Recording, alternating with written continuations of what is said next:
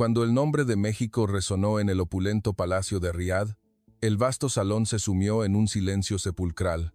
Un silencio tan prolongado que se podía escuchar el zumbido del aire acondicionado luchando contra los abrasadores 50 grados Celsius del desierto exterior. La doctora Catherine Sterling, una experta de vasta experiencia proveniente del Reino Unido, ajustó sutilmente la montura de sus gafas. Su mirada no podía ocultar una mezcla de asombro e ironía mientras observaba el expediente de la constructora azteca que yacía sobre la mesa. Se inclinó ligeramente hacia su colega y susurró, lo suficientemente alto para que los que estaban cerca la oyeran. Esto es, sin duda, un suicidio político, o bien, la broma más ridícula en la historia de la construcción que jamás he presenciado. En la mente de Catherine, así como en la de la élite de la ingeniería presente, el proyecto del puente que uniría el continente de Ankova con la isla de Abu Sayyaf no era más que un cementerio para contratistas. Durante los últimos 6 años, 3 gigantes corporativos de Estados Unidos, Francia y Alemania habían huido sucesivamente, dejando atrás una obra abandonada con cimientos oxidados y miles de millones de dólares hundidos en el fondo de la bahía de Tarut. Lo llamaban el Proyecto de la Muerte, un lugar donde la concentración de sal, el doble de lo normal, podía pulverizar los aceros más especializados en cuestión de meses, y donde los ciclones tropicales del Golfo Pérsico podían borrar cualquier rastro de presencia humana en una sola noche. Y ahora, el gobierno de Arabia Saudita consideraba entregar su futuro a una empresa de un lejano país latinoamericano, conocido en el mundo por su vibrante cultura y su compleja historia, pero no por sus megaestructuras en aguas profundas. La atmósfera en el palacio se tensó aún más con la entrada del príncipe heredero Salman. El joven líder proyectaba una imagen de determinación, pero en lo profundo de su mirada se vislumbraba la ansiedad por un proyecto que amenazaba con convertirse en una vergüenza nacional. El príncipe recorrió con la vista la sala, donde se congregaban las mentes más brillantes de la ingeniería mundial, y su mirada se detuvo al final de la mesa. Allí, un hombre mexicano de piel curtida por el sol, cabello canoso y una vestimenta tan sencilla que resultaba extraña, estaba sentado con una calma imperturbable. Era el ingeniero Javier Morales. No vestía los costosos trajes de diseñador de la élite de Riad, sino que presentaba la apariencia práctica de alguien que acababa de salir de la obra. Catherine Sterling no pudo contenerse más. Se levantó, caminó con paso decidido hasta quedar frente al ingeniero Morales y le lanzó una pregunta directa, con un tono lleno de desafío. Señor Morales, he dedicado 30 años a estudiar estructuras marítimas, y puedo afirmar que no existe ninguna teoría moderna que permita a una empresa de la escala de la constructora azteca dominar la bahía de Tarut. ¿Sabe usted que la salinidad de ese lugar triturará su concreto en solo 6 meses? ¿O acaso planean vaciar el mar con cubetas? El salón volvió a sumirse en el silencio, esperando una respuesta académica o una retirada por parte del hombre mexicano.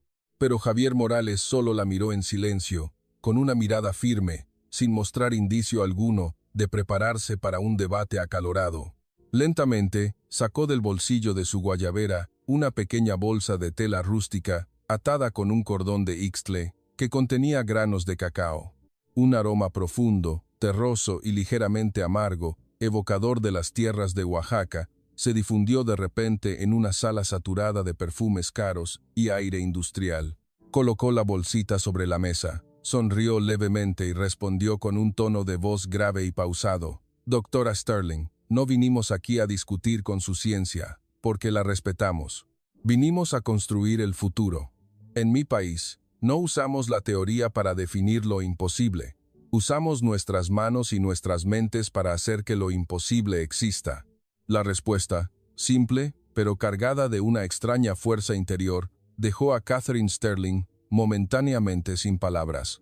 Sintió una punzada de molestia, como si la estuvieran menospreciando, pero al mismo tiempo, una curiosidad inexplicable comenzó a nacer en ella. El príncipe Salmán observaba el intercambio con un interés peculiar. Vio en aquel hombre mexicano un tipo de temple que no residía en las cifras brillantes proyectadas en una pantalla LED, sino en la serenidad de alguien que estaba acostumbrado a las tormentas. El príncipe asintió, una señal que indicaba que la decisión estaba tomada, a pesar de los murmullos que comenzaban a surgir como una marea vespertina entre los asesores internacionales. Catherine regresó a su asiento, con las manos aún aferradas al expediente. En su interior, un prejuicio férreo permanecía intacto. Estaba convencida de que pronto tendría que redactar el informe para suspender este proyecto en menos de un año. Siguió con la mirada a la espalda de Javier Morales, mientras él recogía tranquilamente sus documentos para abandonar el palacio, preparándose para partir hacia la bahía de Tarut esa misma noche. Catherine negó con la cabeza, diciéndose a sí misma que la determinación no era suficiente para vencer las olas feroces y la salinidad destructiva del desierto. Cuando el ingeniero Morales salió por las puertas del palacio, una ráfaga de viento caliente del desierto sopló, trayendo consigo afilados granos de arena, como si quisiera poner a prueba la voluntad del viajero lejano. Morales no le había respondido a la doctora Sterling con datos técnicos áridos en ese momento, porque sabía que en los lugares más inhóspitos, solo los resultados tienen la voz más poderosa. Simplemente miró hacia el mar distante, donde la oscuridad envolvía los pilares rotos de sus predecesores, y susurró una frase en español que solo él pudo oír. Si el nopal puede florecer en la tierra más seca, nuestro concreto puede prosperar en el mar más salado. Catherine Sterling miró por la ventana y vio cómo el vehículo del equipo mexicano se perdía en la noche del desierto. No tenía idea de que lo que acababa de presenciar era solo el preludio de una epopeya que, más adelante, cambiaría por completo su percepción sobre la fuerza de una nación. Catherine tomó su pluma y escribió rápidamente en su libreta una línea fría, pero llena de duda. México, la última esperanza o el desastre final. Sonrió con aire de suficiencia, la sonrisa de una experta que espera demostrar que tiene razón, sin saber que ella misma sería la primera en inclinarse ante lo increíble que estaba por suceder. Morales no le había respondido con especificaciones, solo sacó una bolsa de cacao y dijo: «No venimos a discutir con su ciencia, vinimos a construir el futuro. Pero, ¿podría ese futuro tomar forma cuando el verdadero infierno en la bahía de Tarut apenas comenzaba a revelar su rostro más brutal? No confíes en las glamurosas fotos de las revistas de arquitectura. En la bahía de Tarut, la arena no es para admirarla. Son millones de pequeñas cuchillas listas para destrozar la pintura de cualquier superdeportivo en una sola tarde». Esa fue la primera línea que Catherine escribió en su diario cuando puso un pie en la obra, durante el primer mes en que el equipo de la constructora azteca asumió oficialmente el control. Ante sus ojos, la bahía de Tarut no se presentaba con el color turquesa de los folletos vacacionales, sino como una masa de agua turbia y marrón que hervía con espuma blanca bajo un sol abrasador. Los cimientos oxidados que la corporación alemana había dejado 3 años atrás emergían del agua como el esqueleto de un monstruo prehistórico, un testimonio del amargo fracaso de las potencias de la ingeniería. Los primeros vientos del ciclón comenzaban a llegar, tiñendo el cielo azul de un amenazante amarillo verdoso. La temperatura ya había alcanzado los 52 grados Celsius. Catherine bajó de su vehículo blindado especializado y una ola de calor le golpeó el rostro, mareándola. A pesar de haberse preparado mentalmente, miró a su alrededor, buscando las gigantescas máquinas hincadoras de pilotes o los robots automatizados que las empresas estadounidenses solían utilizar. Pero lo que vio fue un sistema de campamentos improvisados, hechos con contenedores viejos, pintados de manera rudimentaria, con pintura reflectante. Alrededor, hombres mexicanos de complexión robusta se movían con prisa. Llevaban pañuelos atados al cuello y vestían trajes de protección descoloridos por el sol y la sal. Catherine se acercó al área del campamento central, donde el ingeniero Morales estaba de pie junto al capataz local, un hombre llamado Khalid. Khalid gesticulaba con las manos, con una expresión de ira e impotencia. «Ingeniero Morales, no podemos trabajar», gritó Khalid a través de su mascarilla. «Mis hombres dicen que esto es el infierno. El metal está tan caliente que quema la piel al tocarlo. El vapor de la sal les quema los pulmones». Los alemanes pagaban el triple del salario, y aún así los trabajadores huyeron. ¿Cómo piensan retenerlos ustedes? Catherine observaba, pensando para sí misma que este era el principio del fin. Esperaba una promesa de aumento de sueldo o una orden severa por parte de Morales. Pero el hombre simplemente le entregó a Khalid una botella de agua envuelta en una toalla húmeda para mantenerla fría. «Khalid, diles a los muchachos que descansen», dijo Morales con una voz tranquila, una voz que parecía capaz de calmar incluso el calor del desierto. «No podemos obligar a los hombres a luchar contra el sol. A partir de mañana, cambiaremos nuestro ritmo de vida por completo. Dormiremos cuando salga el sol y trabajaremos cuando salga la luna». Catherine enarcó una ceja y se acercó para intervenir.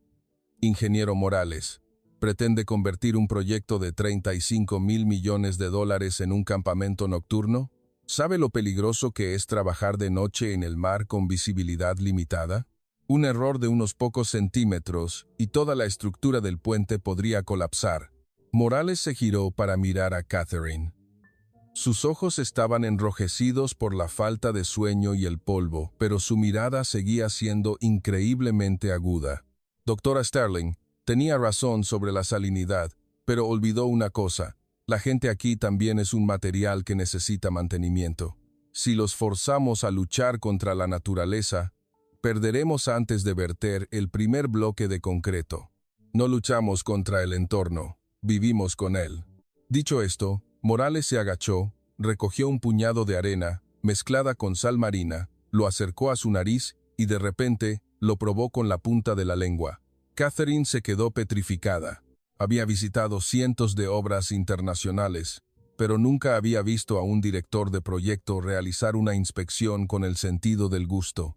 Consideró el acto una locura y una falta de higiene, una prueba de la carencia de los equipos de medición y sensores en los que ella tanto confiaba.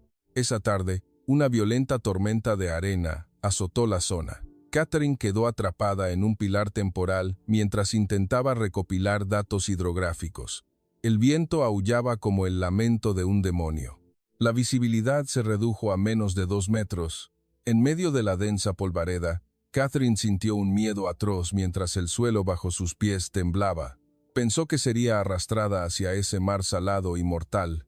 Pero en el momento de mayor desesperación, vio siluetas agachadas avanzando a través de la tormenta. No estaban huyendo para salvarse. Estaban usando enormes cables de acero para asegurar los tanques de aditivos para concreto que acababan de llegar.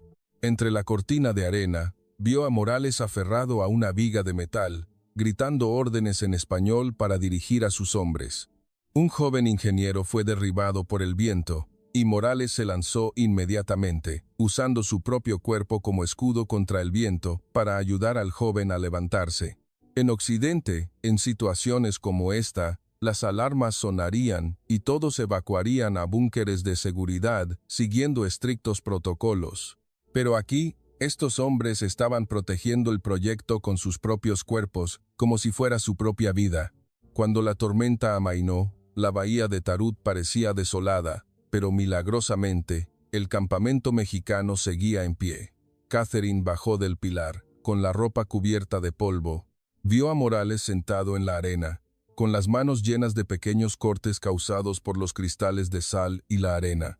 Él no la miró para alardear. Solo observó el sol poniente, sonrió levemente y dijo: «Doctora Sterling, el mar nos acaba de dar una lección. No quiere que lo conquistemos, quiere que lo entendamos». Catherine guardó silencio. Ya no había ironía en ella, pero una gran pregunta seguía en su mente.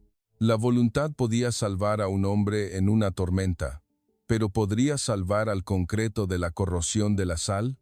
Miró los cortes en las manos de Morales y luego los bloques de muestra de concreto que él había probado esa mañana. Un pensamiento extraño cruzó su mente. Quizás ese hombre no probaba la sal para presumir, sino que estaba sintiendo a su enemigo de la manera más directa posible. Catherine Sterling abrió su libreta, tachó la palabra obsoleto y la reemplazó con una palabra que nunca antes había usado para sus socios asiáticos o latinoamericanos: tenacidad. Sin embargo, todavía no podía imaginar que la tecnología artesanal que tanto despreciaba estaba a punto de generar un impacto que dejaría atónita a toda la comunidad de ingenieros de la corona británica. Catherine miró a Morales y luego a los jóvenes ingenieros que se limpiaban las caras unos a otros mientras reían. Se preguntó de dónde sacaban la energía para sonreír en un lugar donde incluso las máquinas se rendían. En los laboratorios de las corporaciones occidentales, todo brillaba con espectrómetros y los más modernos sistemas de simulación 3D. Pero en el laboratorio improvisado de la constructora azteca en la bahía de Tarut, lo que Catherine Sterling vio fueron cubetas de plástico, planos dibujados a mano con un detalle milimétrico y una atmósfera de debate tan animada que parecía un mercado. Mientras los franceses trajeron máquinas hincadoras de pilotes de decenas de millones de dólares y fracasaron, los mexicanos aparecieron con bloques de concreto, de aspecto tosco, y una fórmula que ningún libro de texto de Cambridge había enseñado jamás. «Increíble», murmuró Catherine al entrar en la carpa que servía como centro de investigación de aditivos. Su escepticismo alcanzó su punto máximo cuando tomó el plan para la cimentación de concreto prefabricado que el ingeniero Morales acababa de terminar. Catherine arrojó el plan sobre la tosca mesa de madera, con la voz quebrada por la decepción. «Ingeniero Morales, este método de cimentación prefabricada se considera obsoleto para megaestructuras en aguas profundas desde la década pasada. No tiene la precisión necesaria para soportar el desplazamiento del lecho marino fangoso de aquí». Jean-Pierre, del consorcio francés, tenía razón. Están tratando de construir un castillo con bloques de juguete. Javier Morales no mostró el menor signo de ofensa. Él y un joven ingeniero llamado Mateo Rojas estaban ajustando la proporción de un polvo gris oscuro. Al oír a Catherine, Morales levantó la cabeza y la invitó a sentarse en una silla baja de plástico, un tipo de silla que Catherine detestaba porque la hacía sentir menos elegante. «Doctora Sterling», comenzó Morales, con la misma voz tranquila de siempre, como si estuviera dando una clase. «La tecnología más cara no siempre es la mejor. Jean-Pierre fracasó porque trajo máquinas de hincado de alta presión, pero olvidó que este lecho marino no es roca sólida. Cuanto más lo presionas, más se resiste el mar. Nosotros no martillamos pilotes, soltamos cimientos. Estos bloques prefabricados encontrarán su propia posición estable gracias a su peso y a la flexibilidad de sus uniones». «Absurdo», interrumpió Catherine. «¿Y qué hay de la corrosión? La sal penetrará la capa protectora del concreto convencional en menos de un verano». En ese momento, Mateo Rojas trajo una muestra de prueba, un pequeño cubo con una superficie extrañamente lisa.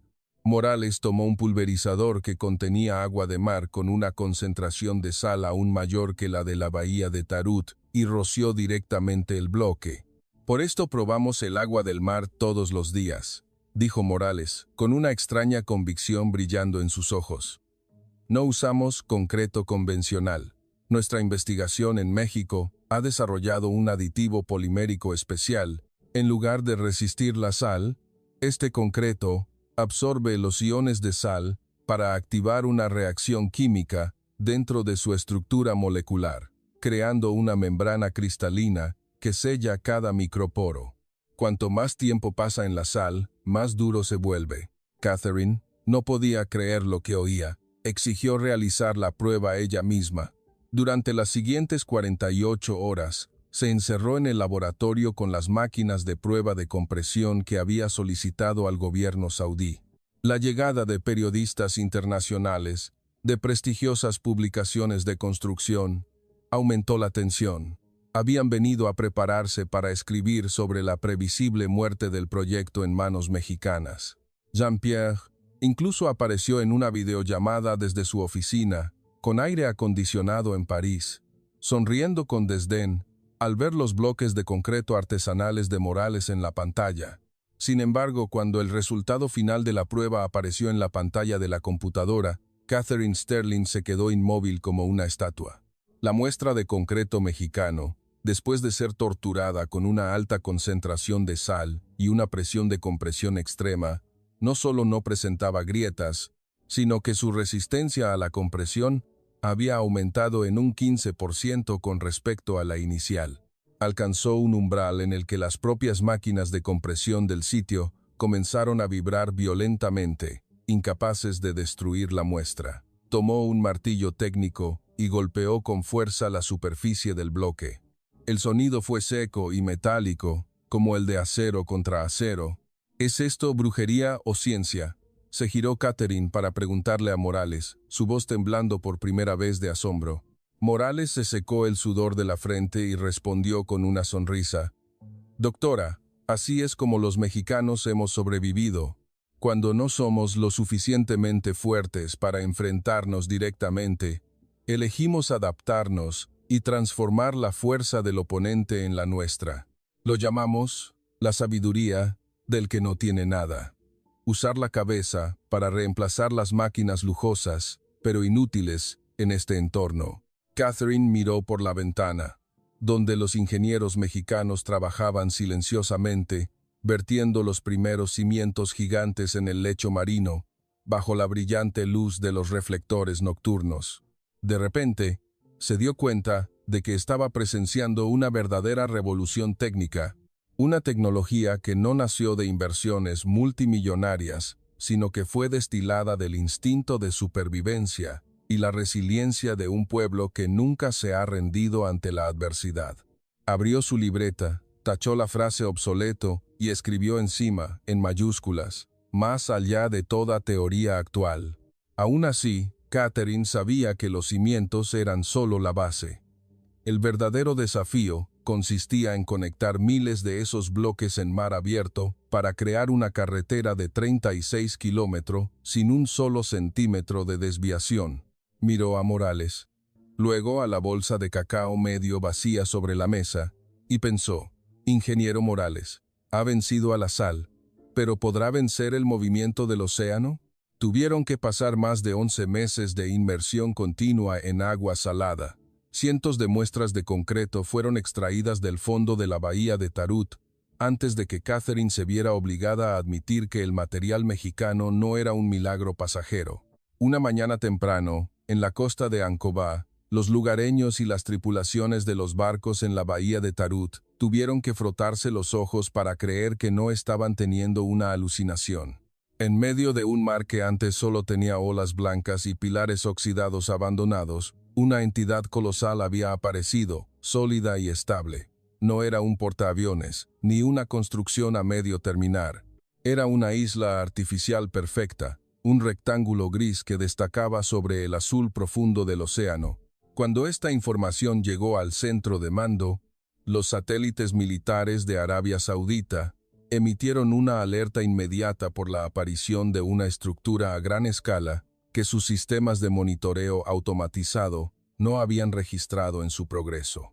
La doctora Catherine Sterling estaba en la cubierta de una lancha rápida que se dirigía a toda velocidad hacia la isla mexicana. El viento marino le golpeaba la cara con el sabor salado familiar, pero esta vez su escepticismo había sido reemplazado por una emoción indescriptible. Había pasado casi un año desde aquellos primeros días en que Catherine estaba en la obra llena de dudas. Había visto al equipo mexicano trabajar a un ritmo que ella llamaba frenético. No estaban construyendo un puente de la manera convencional. Estaban creando bases de operaciones en medio del mar para lanzar una marcha de 36 kilómetros. Al poner un pie en la superficie de la isla, Catherine quedó atónita. No era solo un montón de rocas y tierra arrojadas al mar. Era un complejo de construcción completo de 60,000 m cuadrado, con un helipuerto, un centro meteorológico e incluso una zona de viviendas semipermanentes para cientos de trabajadores. Bienvenida, doctora Sterling. Bienvenida a nuestra primera isla, apareció Javier Morales, con su sonrisa amable de siempre, pero con más arrugas en el rostro a causa del viento y la arena. Sin esperar a que ella preguntara, la llevó directamente a la estación de posicionamiento central, donde se encontraban las estaciones totales electrónicas y los sistemas GPS más avanzados del mundo. Catherine sacó inmediatamente su propio equipo de medición de precisión. Quería verificar lo que siempre había temido, el desplazamiento. En un proyecto de 36 kilómetros, un pequeño error en el primer cimiento conduciría a un desastre catastrófico en los kilómetros finales. Midió meticulosamente las coordenadas de las 4 esquinas de la isla, verificando el asentamiento y la estabilidad de las juntas de concreto polimérico bajo el agua. Cuando la pantalla de su dispositivo mostró el resultado final, Catherine se quedó paralizada. Sus labios temblaron ligeramente. Ingeniero Morales, ¿un error de posición de solo 3 milímetros? ¿Está bromeando? El estándar internacional permite hasta 15 milímetros en estas condiciones de mar agitado. Morales asintió levemente, con la mirada fija en el horizonte. No usamos máquinas para forzar la posición. Usamos un sistema de posicionamiento hidroacústico combinado con juntas inteligentes que llamamos juntas flotantes. El concreto encuentra su propio punto de equilibrio natural. Las máquinas solo confirman que la naturaleza está de acuerdo con nosotros. Catherine se miró las manos y luego la superficie increíblemente plana de la isla.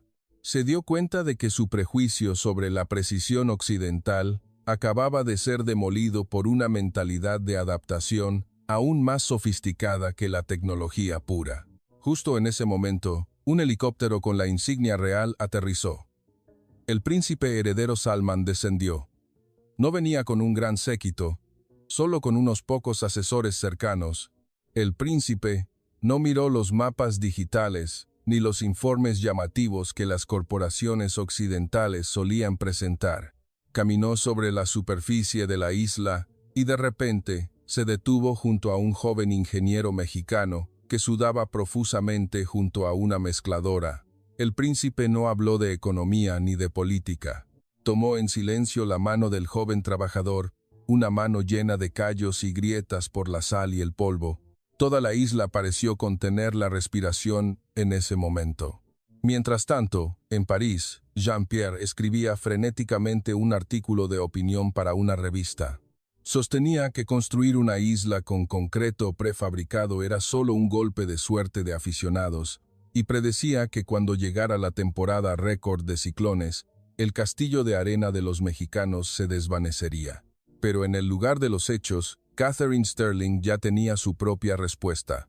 Vio en lo alto del campamento, en el centro de la isla, una pequeña bandera de México, descolorida por el sol y el viento, ondeando con orgullo.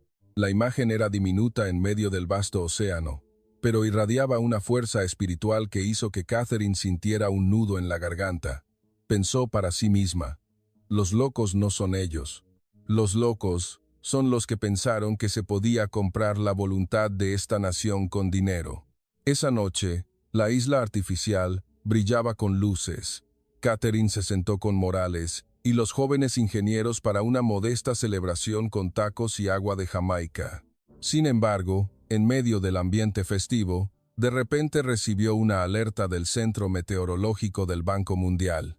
Su rostro pasó de rosado a pálido al ver el gráfico de presión. «Javier», dijo Catherine, su voz temblando de miedo, «se está formando una tormenta inusual frente a la costa. No es un ciclón normal. Es un superciclón con vientos que podrían alcanzar la categoría 5 y se dirige directamente a la bahía de Tarut». Morales dejó de beber. Miró hacia la noche oscura del mar, donde su isla se mantenía solitaria y firme. El verdadero desafío de la naturaleza había llegado, y no se parecía a nada para lo que el equipo mexicano se hubiera preparado. ¿Podría la isla de los locos soportar el poder destructivo del océano cuando éste realmente se enfureciera? El dinero podía comprar los equipos más avanzados, pero nunca podría comprar la lealtad de las olas salvajes. 10,000 millones de pesos, 12,000 toneladas de equipo y 2 años de sudor y esfuerzo. Todo tardó solo 15 minutos en hundirse en las profundidades. Catherine Sterling estaba en la estación de mando, con las manos aferradas al borde de la mesa con tanta fuerza que sus nudillos se pusieron blancos. Sus ojos estaban fijos en la pantalla del radar, que mostraba una mancha roja de muerte. El superciclón, con vientos huracanados, ya no era una advertencia en un papel. Se había materializado en muros de agua tan altos como edificios de 3 pisos que atacaban frontalmente la bahía de Tarut. El mar, antes tranquilo, ahora era la boca gigantesca de un monstruo que rugía y se revolvía. Catherine miró a través de la ventana reforzada y vio la barcaza de transporte central, el alma de todo el proyecto, balanceándose violentamente entre las olas. En ella se encontraban 2 grúas torre especializadas, valoradas en $30 millones cada una, y la única bomba de concreto polimérico diseñada específicamente para este entorno. Un horrible sonido de metal retorciéndose resonó, ahogando incluso el aullido del viento. La gigantesca barcaza, considerada insumergible, comenzó a inclinarse bajo la presión de las olas monstruosas. A su lado, Javier Morales estaba de pie, inmóvil como una estatua. Su rostro estaba pálido, sus ojos inyectados en sangre, fijos en la escena. Por un instante, Catherine vio que los hombros del hombre temblaban ligeramente. Un raro momento de debilidad en un comandante de acero.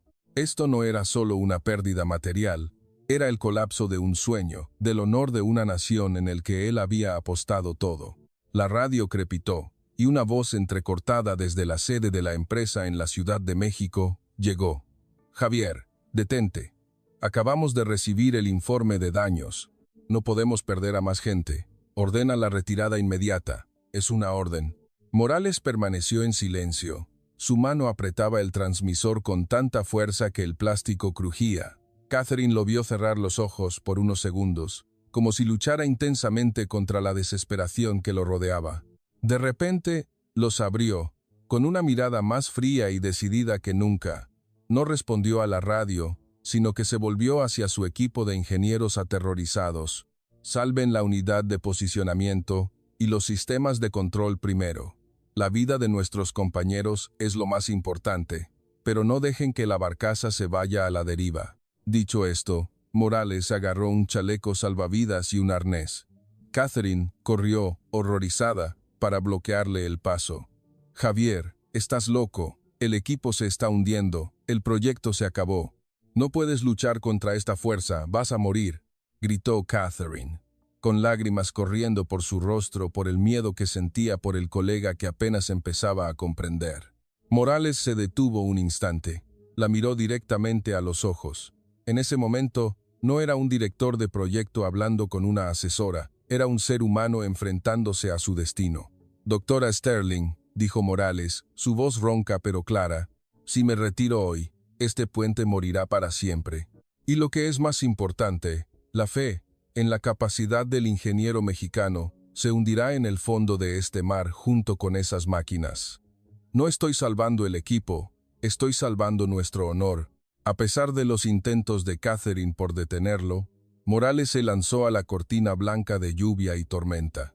Ella solo pudo ver su silueta menuda desvanecerse entre las olas feroces.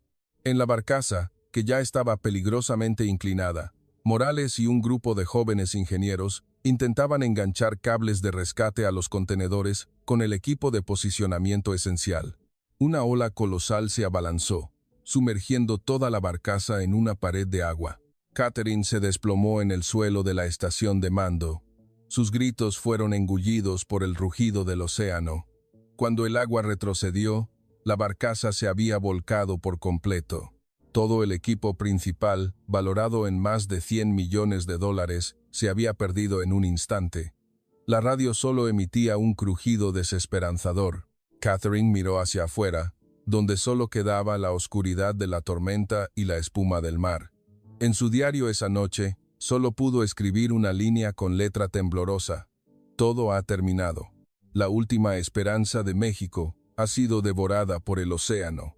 Javier ha desaparecido entre las olas, llevándose consigo el orgullo de una nación. No sabía que, en medio de la desesperación más profunda, entre los restos de máquinas millonarias, otra fuerza, una que no se mide en dólares ni en caballos de fuerza, comenzaba a surgir de la tierra salada de Arabia. ¿Sobreviviría Javier? ¿Podría un equipo que había perdido todas sus armas más modernas seguir luchando solo con sus manos desnudas? A la mañana siguiente, la bahía de Tarut parecía un campo de batalla desolado después de una masacre. Restos de los campamentos, neumáticos viejos y barriles vacíos cubrían la arena. El mar, aunque ya no era tan violento, todavía se agitaba con una espuma grisácea, como si se regodeara después de haber devorado la inmensa fortuna de la constructora azteca. Catherine Sterling salió de la estación de mando con los ojos hundidos por el insomnio. Lo que vio fue una escena aún más desgarradora que la tormenta. Los jóvenes ingenieros mexicanos, que siempre habían estado llenos de energía, ahora estaban sentados en la arena, con los hombros caídos y la mirada perdida en la barcaza volcada. Mateo Rojas, el ingeniero más talentoso del equipo, tenía la cabeza entre las rodillas. Sus sollozos ahogados eran arrastrados por el viento del mar, un sonido desgarrador. Estaban agotados, física y mentalmente. Catherine se acercó al campamento temporal y vio a Morales sentado sobre una roca. Estaba vivo, pero parecía haber envejecido 10 años en una sola noche. Su ropa de trabajo estaba hecha jirones, y los arañazos en su rostro se habían secado, formando cicatrices rojas por la sal. No pronunció ninguna filosofía, ni dio ninguna orden heroica. Simplemente tomó en silencio la última botella de agua, se acercó a un trabajador local que yacía exhausto al pie de un pilar del puente, levantó la cabeza del hombre y vertió cuidadosamente un poco de agua en su boca. El gesto fue tan silencioso y profundo que Catherine sintió que se le oprimía el pecho. En un lugar donde toda esperanza acababa de ser barrida, este hombre elegía comenzar de nuevo con el acto de bondad más pequeño. Justo en ese momento, el capataz Khalid apareció con un grupo de más de 100 trabajadores locales, los mismos que semanas antes se quejaban y amenazaban con renunciar. Catherine temió que hubieran venido a exigir el pago de sus contratos para irse de inmediato. Sin embargo, Khalid se acercó a Morales, se quitó el casco y dijo con voz ronca: «Ingeniero Morales, vimos lo que ustedes hicieron anoche. Arriesgaron sus vidas para proteger esta obra como si fuera su propia casa. Los mexicanos no nos abandonaron en la tormenta, así que no tenemos razón para abandonarlos a ustedes. Volveremos a trabajar, y desde hoy no aceptaremos salario hasta que recuperen la barcaza». Catherine estaba atónita. En sus 30 años de carrera, solo había visto a los trabajadores huir cuando una empresa enfrentaba problemas. Nunca los había visto ofrecerse a quedarse entre los escombros. Y el milagro no terminó ahí. Un convoy de vehículos blindados de la Guardia Nacional Saudí entró inesperadamente en la obra, liderado por un oficial de alto rango. Se acercó a Morales y le hizo un saludo militar lleno de respeto. «La familia real está al tanto de lo sucedido. El príncipe heredero dice que una nación que valora el honor por encima de la vida, como la suya, merece ser protegida.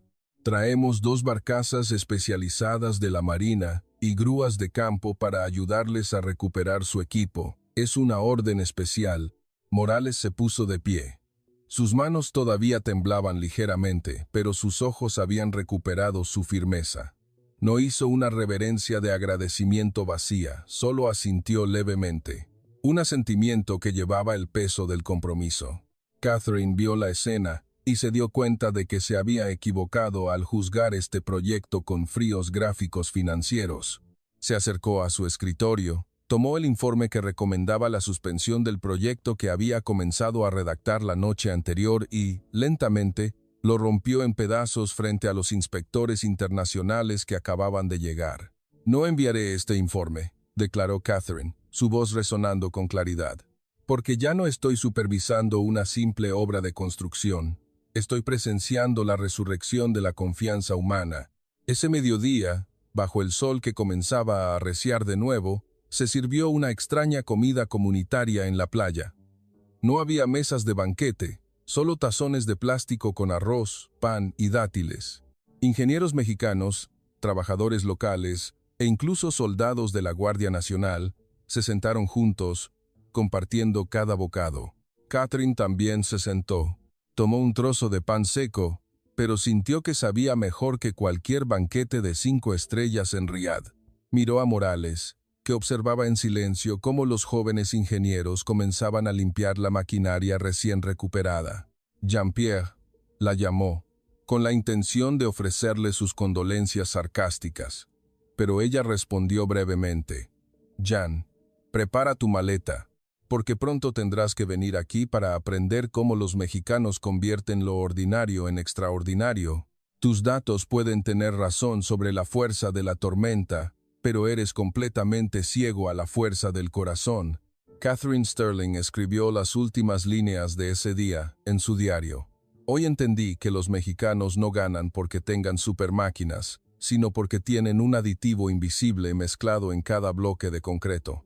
Se llama sinceridad. Sin embargo, cuando la única arma que quedaba eran las manos desnudas y equipos remendados, podrían superar la prueba técnica más rigurosa que se avecinaba, cuando la salinidad comenzara su ataque directo a los cimientos recién rescatados.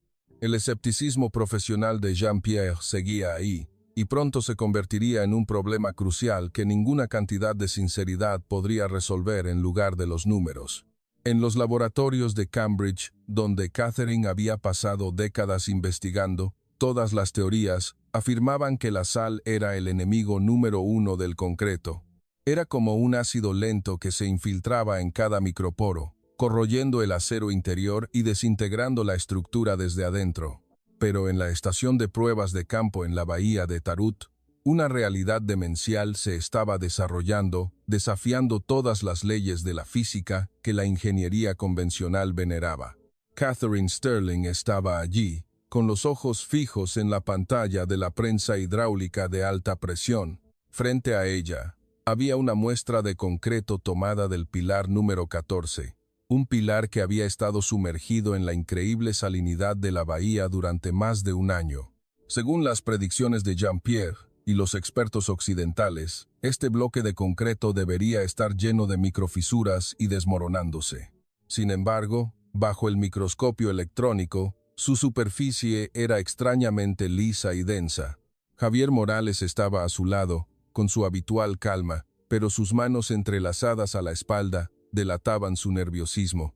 Era el momento de que el arma secreta de México hablara. «Doctora Sterling, mire de cerca esta microestructura», dijo Morales en voz baja. Catherine ajustó el enfoque del microscopio. Vio con asombro que los cristales de sal no estaban destruyendo el concreto.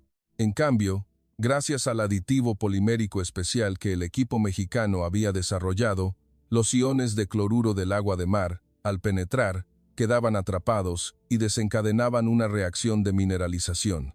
Los microporos, que normalmente eran la debilidad del concreto, ahora se rellenaban con estos mismos cristales de sal. «No está resistiendo la sal», exclamó Catherine, su voz llena de incredulidad. «Se está alimentando de la sal para autocurarse. Esto no es un material inerte. Es como un organismo que respira y se adapta al océano». Justo en ese momento, comenzó la prueba de resistencia a la compresión. La gigantesca prensa hidráulica gimió. El indicador de presión saltó. 100 megapascales, 120, 150. La cifra seguía aumentando, en medio de un silencio sofocante. Jean-Pierre observaba a través de una transmisión en vivo desde París. La sonrisa irónica en su rostro se desvaneció lentamente, reemplazada por unos labios apretados por la tensión. Cuando el indicador alcanzó los 180 megapascales, un umbral para el que el equipo de campo ya no estaba diseñado para medir con precisión, se escuchó un fuerte estruendo, pero no fue el sonido del concreto rompiéndose, fue el sonido del sistema de sellado de la prensa fallando debido a la presión excesiva. El bloque de concreto mexicano permaneció intacto, erguido sobre la plataforma como un diamante gris. Catherine Sterling se quitó las gafas de seguridad. Miró a Morales con una expresión completamente nueva. «Mi teoría no estaba equivocada. Ingeniero Morales», dijo, con una leve sonrisa de aceptación en los labios. «Simplemente, este entorno no era para nuestras viejas teorías. Ustedes han creado un nuevo estándar para el mundo. Comprendió que esta bofetada a la arrogancia occidental no se había dado con palabras, sino con una fuerza material irrefutable. La noticia del concreto que respira de México se extendió como un terremoto en la industria de la construcción global. Inmediatamente, delegaciones de expertos de la ONU y de los principales institutos de investigación del mundo solicitaron viajar a la bahía de Tarut para verlo con sus propios ojos. Jean-Pierre, quien había sido el más ruidoso en exigir la cancelación del proyecto, ahora guardaba un silencio absoluto. Por primera vez en su carrera, los datos y las cifras lo habían traicionado, obligándolo a enfrentar la realidad de que la sabiduría adaptativa de una nación, forjada en la adversidad a veces, supera a las supercomputadoras más caras. Sin embargo, la tecnología, por grandiosa que sea, es solo una herramienta. Para convertir estos bloques en un puente de 36 kilómetros que uniera dos costas, los mexicanos aún enfrentaban otro problema abrumador: la velocidad. Con todo el equipo principal destruido por la tormenta y solo con barcazas de campo, ¿cómo podría Morales terminar miles de pilares a tiempo, cuando la paciencia del príncipe Salmán comenzaba a agotarse? Catherine miró hacia la obra, donde los ingenieros mexicanos trabajaban incansablemente bajo el sol abrasador. Se preguntó si la voluntad de acero podría reemplazar los caballos de fuerza de las máquinas gigantes que ahora yacían en el fondo del mar. El avance tecnológico estaba ahí, pero la marcha forzada de los maestros mexicanos sobre el océano apenas entraba en su fase más difícil. 3.250 pilares se erigían sobre la superficie de la bahía de Tarut, como piezas de ajedrez gigantes en el tablero de Dios, extendiéndose hasta el horizonte. Visto desde un helicóptero, la obra ya no era un simple proyecto de construcción, sino una marcha relámpago de la humanidad reescribiendo el mapa geográfico del reino saudí. Catherine Sterling, sentada junto a Javier Morales, contemplaba la cinta blanca que se extendía sobre el océano azul. Se dio cuenta de que el ritmo de la obra había cambiado por completo. Ya no eran los sonidos caóticos de los accidentes y la ansiedad, sino una sinfonía mecánica, precisa y rítmica. Bajo la superficie, las barcazas de campo del ejército saudí se coordinaban a la perfección con los equipos mexicanos. Después del desastre del ciclón, Morales había tomado una decisión audaz: cambiar todo el proceso a un modelo de maestro-aprendiz. Cada ingeniero mexicano se convirtió en un maestro que guiaba a un grupo de trabajadores locales y voluntarios internacionales. No solo enseñaban a verter concreto, sino a sentir las corrientes, a observar la dirección del viento y a leer el desplazamiento del lecho marino. Catherine se asombró al ver a Khalid, el capataz que antes solo se quejaba, ahora dirigiendo un equipo de instalación de cimientos prefabricados con una habilidad asombrosa. Daba órdenes en una mezcla de español y árabe, pero, extrañamente, todos se entendían con asentimientos y miradas. «¿Lo ve, Catherine?», dijo Morales en voz baja, señalando un pilar recién colocado. «Las máquinas pueden ser rápidas, pero las personas inspiradas son rápidas y sostenibles. Ya no trabajamos por un contrato, estamos construyendo juntos un legado». Catherine vio una rara sonrisa de alivio en los labios de Morales. Ya no tenía que cargar con todo el peso solo. El poder de la sinceridad se había extendido, uniendo a miles de personas de diferentes naciones en un solo cuerpo. El ritmo de construcción se había triplicado en comparación con antes de la tormenta. Cada 2 días, se colocaba un nuevo pilar, con un error de posición prácticamente nulo. Equipos de filmación de Discovery y National Geographic comenzaron a llegar. Quedaron asombrados al ver a los ingenieros mexicanos dirigiendo grúas de campo para realizar maniobras que requerían la precisión de una cirugía a corazón abierto. La imagen de Javier Morales compartiendo una torta con el capataz árabe en la cima de un pilar de 50 metros se convirtió en un símbolo global de intercambio cultural y solidaridad. Sin embargo, esta velocidad también trajo una presión increíble. Los jóvenes ingenieros mexicanos trabajaron 18 horas al día durante meses.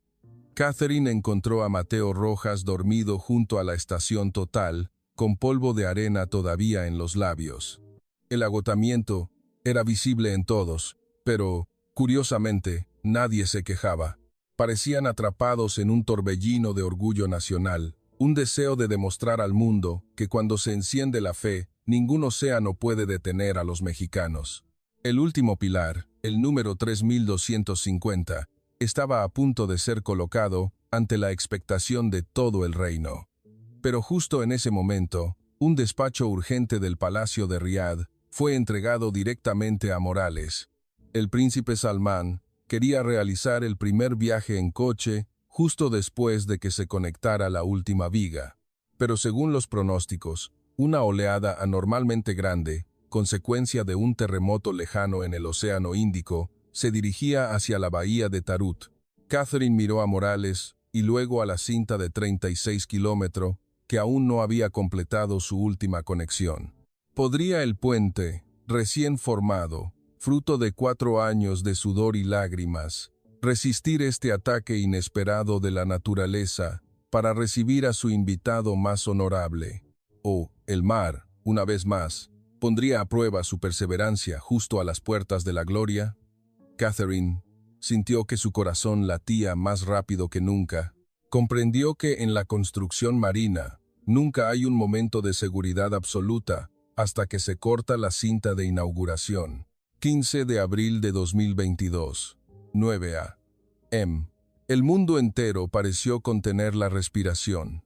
Con la mirada fija en la bahía de Tarut a través de las cámaras de televisión, cuando se cortó la brillante cinta roja, no solo se inauguró una arteria vital de transporte, se derrumbó un muro de prejuicios que había durado siglos sobre las naciones más pequeñas. Catherine Sterling estaba entre los dignatarios internacionales. Llevaba un elegante rebozo de seda azul turquesa. Con su cabello plateado recogido, sintió una emoción que nunca había experimentado en su carrera. Los 14 kilómetros de puente aparecían como una galaxia extendida sobre el agua azul, un milagro construido no por la fuerza de las supermáquinas occidentales, sino por mentes adaptables y corazones que no conocen la rendición. El convoy, encabezado por el príncipe Salmán, comenzó a moverse. El suave rugido de los motores se deslizó sobre la superficie impecable del puente. Catherine iba en el coche justo detrás del príncipe. Miró por la ventana, donde las islas artificiales se habían convertido en modernas áreas de descanso. Las luces LED se reflejaban en el agua, creando una escena mágica. Vio a Jean-Pierre de pie en una esquina, al principio del puente. Por primera vez, el arrogante hombre no llevaba planos ni dispositivos de medición. Solo estaba allí, se quitó el sombrero y se inclinó levemente cuando pasó el convoy. Fue una inclinación de máxima admisión, una reverencia para un rival al que había subestimado erróneamente. En la gran tribuna instalada en la isla central, reinaba un ambiente solemne. Las banderas de Arabia Saudita y México ondeaban juntas, orgullosas. Cuando Javier Morales subió al podio para hablar del proyecto, no habló de logros personales ni de cifras de ganancias. Informó que el proyecto se había completado un mes antes de lo previsto y había ahorrado más del 10% del presupuesto, una cifra impensable para cualquier megaproyecto en el mundo. Su voz grave resonó. Trajimos aquí el ingenio mexicano, pero fue la confianza del pueblo saudí lo que mantuvo este puente en pie. El príncipe Salmán subió al escenario. Estrechó fuertemente la mano de Morales ante cientos de cámaras.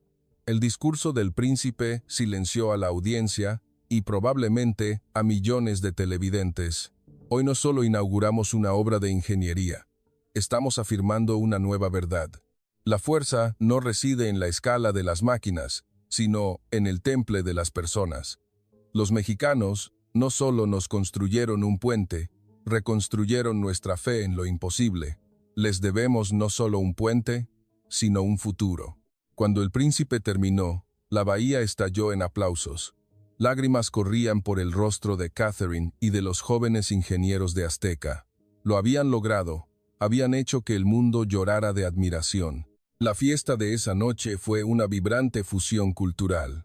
Junto a los platos tradicionales árabes, se servían con orgullo tacos al pastor, cochinita pibil y café de olla a los embajadores internacionales. Catherine vio a Mateo Rojas y a los otros ingenieros explicando con entusiasmo la tecnología del concreto polimérico a expertos alemanes y estadounidenses que ahora hacían fila para aprender. Se dio cuenta de que la posición de México ante el mundo había cambiado por completo. Ya no eran los recién llegados, se habían convertido en los maestros. Catherine estaba sola en el observatorio, mirando hacia el horizonte donde el puente se extendía infinitamente. Se preguntó qué otras hazañas asombrosas lograría esta nación pequeña pero con sangre de acero. Un extraño orgullo llenó el corazón de la mujer británica, como si ella misma llevara una parte del alma mexicana en sus venas. Sacó su libreta y escribió el título del capítulo más importante de sus memorias, Cuando el mar salado se inclinó ante la sonrisa del nopal. Años más tarde, en el plan de estudios de la Universidad de Cambridge, la doctora Catherine Sterling añadió un capítulo completamente nuevo titulado La lección de México, el ascenso de la sabiduría adaptativa. Comprendió que el mundo puede transferir tecnología, comprar y vender máquinas, pero el temple y la voluntad son algo que nunca se puede copiar ni comprar. Una tranquila tarde de otoño, en la Ciudad de México, Catherine Sterling regresó en una visita personal. Ya no llevaba los gruesos expedientes técnicos, ni la expresión seria de una poderosa consultora internacional. Vestía ropa sencilla, y estaba sentada con el ingeniero Javier Morales en un pequeño café junto al lago de Chapultepec. El ambiente era muy diferente al calor infernal del desierto o a las feroces tormentas de arena de la bahía de Tarut. El bullicio apacible de la capital hizo que Catherine se sintiera extrañamente en calma. Miró a Morales, ya retirado, su rostro marcado por el tiempo y el viento del mar, pero sus ojos brillaban con una alegría serena. Catherine colocó sus memorias publicadas sobre la mesa. ¿Sabe, Javier? Ahora, las grandes corporaciones de UU, Francia y Japón hablan de nuestro proyecto de 36 kilómetros como una leyenda. Me preguntan cuál fue el verdadero secreto, dijo Catherine con una sonrisa, tomando un sorbo de su café de olla. Javier Morales le sirvió más café. Su mirada siguió a unos niños que corrían por el césped. ¿El secreto? No teníamos ningún secreto, excepto entender que no teníamos derecho a fracasar. Hicimos todo por esta generación, Catherine, para que cuando estos niños salgan al mundo, no sean vistos con la misma duda que yo enfrenté en el Palacio de Riad. Quiero que se sientan orgullosos de ser mexicanos. Esa simple respuesta dejó a Catherine sin palabras. Se dio cuenta de que, detrás de los millones de toneladas de concreto y los pilares que atravesaban el mar, había una fuerza suave, pero tan firme como las raíces de un ahuehuete.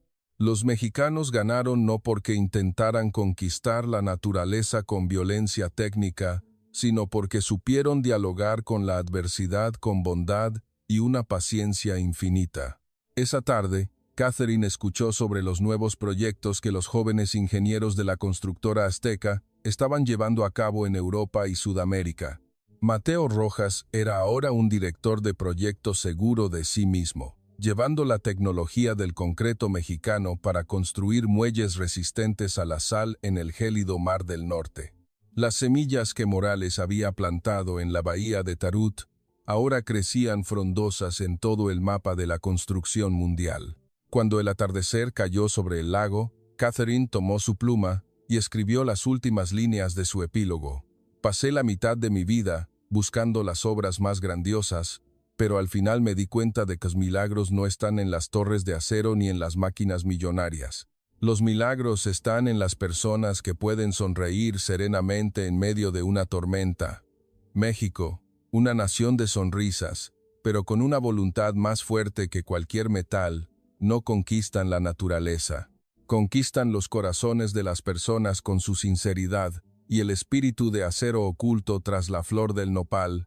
El documental sobre el megaproyecto de 36 kilómetros se cerró con la imagen del puente brillando en la noche árabe, uniendo dos costas como un símbolo de esperanza. Mientras tanto, en un rincón de la Ciudad de México, dos viejos amigos seguían sentados en silencio, saboreando el café, entendiendo que toda la gloria pasa, pero solo la humanidad y los valores verdaderos perduran. Esa fue la historia de 36 kilómetros de mar salado y los hijos de la tierra del maíz que escribieron una epopeya impensable en el corazón del desierto. Una historia que nos recuerda que cuando el corazón y la mente laten al unísono, ningún océano es demasiado ancho y ningún desafío es demasiado alto.